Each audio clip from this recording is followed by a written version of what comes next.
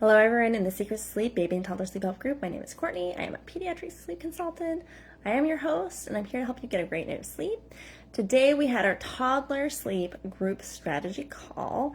Okay, so this is a resource that I offer every about 2 weeks. If you want to join and have a Toddler Sleep group call, it's a free resource. You can come join, and we can just chit chat about toddler sleep and what is kind of causing you some challenges. That's one of the resources I offer. Post below Toddler Sleep call, and I will send you the link to book, okay? So let's talk about toddler sleep, okay? One of the things that has been coming up in the last few calls I've had, to me it's all about toddler boundaries, okay? But here's what it comes across to you, the parent, okay?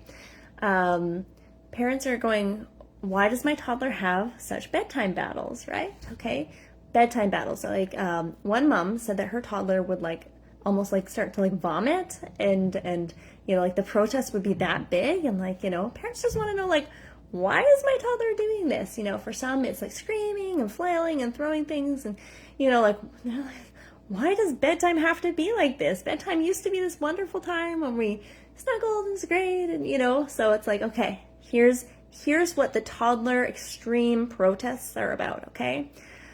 So the thing is that when our toddlers throw severe protests, okay, they scream and they kick and they do this and they do that, they get stuff from it, right? Okay, so one of the main culprits is parents that don't want to be co-sleeping families, but if their children scream and cry enough, they'll bring them into bed with them. So I have a family that I'm working with right now that said, the first time in the night, they go to their toddler, they manage to kind of, get them to go back to sleep in their own bed. But the second time in the night, it's just they scream and they cry and they really, I'm yeah, because they know that if they do that, you'll let them into your bed with them, right? So to me as a sleep consultant, it doesn't necessarily matter whether you are a co-sleeping family or not. It doesn't really matter to me if you read 10 books at bedtime or one.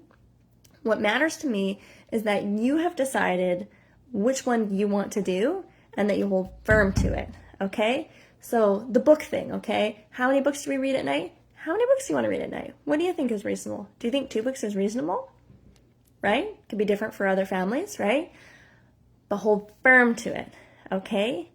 Okay? We are only a 2-book per night family now, okay? And then when we go to our toddler, we read 1 book, we say, oh, 1 more. We only do 2 books at bedtime. We start to read the next book, our toddler goes, I want to read more books, and they throw a tantrum and they're going to cry. And then, if we then give them that thing that they want, we read another book, it shows them that worked perfectly. Well done. You got rewarded with another book from that. Okay? Toddlers are so smart, right? They're so smart. They know exactly how to get themselves another book. They know exactly how to get themselves into your bed with you, right? It doesn't matter to me if you love co-sleeping and that's what you want, great. This is the same for going to the grocery store and candy at the till. If you like giving your kid candy every time you're at the grocery store, perfect, whatever, right? But if you don't have to. What you have to do is be firm with whatever boundary it is that you want to put in place, okay? So this comes to sleep, this comes to toddlers in general, okay?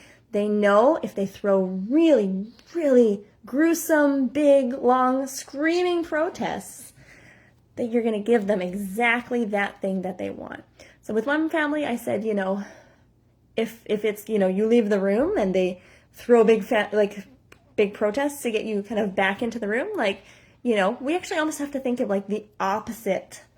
We have to do the opposite. It's got to be okay, let's stay in the room, but still have that firm boundary in place of but you have to go to sleep now, right? It's not playtime anymore. I'm not going to go in. We're not going to read more books. We're not going to do this, right? I'll be in the room if that's helpful for you. If that makes you feel more comfortable, great. But you're going to have to go to sleep at the end of this, okay? Okay, so if you wanted to join a toddler group strategy call, post below Toddler Sleep call, and I will set you up with that link. If you want to join a program, if you want to be done with the toddler battles, in 3 weeks' time, join the 3 Weeks to Better Sleep program, okay? I have families that are going through it and, they had to do the car seat ride thing at the end of every night, and suddenly now, bedtime takes 10 minutes and it's lovely and it's peaceful, and, toddler sleep things I think are so challenging because I think your entire time you have a baby, you're told like, oh, just get through it. It'll change. It'll go away. And then suddenly you look around and you're like, wait a minute, but now we have a toddler and now we still don't get any sleep. Like, guess what? Like, this can keep going on and on for when they're like 7 years old, 8 years old. It doesn't just go away. My son is 7 years old, and I have talked to the other parents, and a lot of them are like, oh, yeah, he's still up in the night, or, like, oh yeah, they still want me to sit there and stare at them while they fall asleep. These things don't just go away because they're habits. We're either reinforcing habits, or we have boundaries in place, and we are, making goals towards the habits, keeping the habits that we want to have in place, okay? I feel very strongly about habits and boundaries and, making sense of those with families when it comes to toddlers, okay?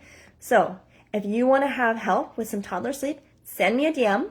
Let's get on a call. We'll get on a call Thursday, okay? And we can start Friday. You could start, your process of having a great night of sleep 3 weeks from now. It could be completely different. Your toddler could be sleeping through the night, and you'll have that information so that you know how to go about all future sleep struggles, so that you're not like, oh no, what about the next regression? So that you're not, oh, let's cross our fingers and hope that things are okay after this.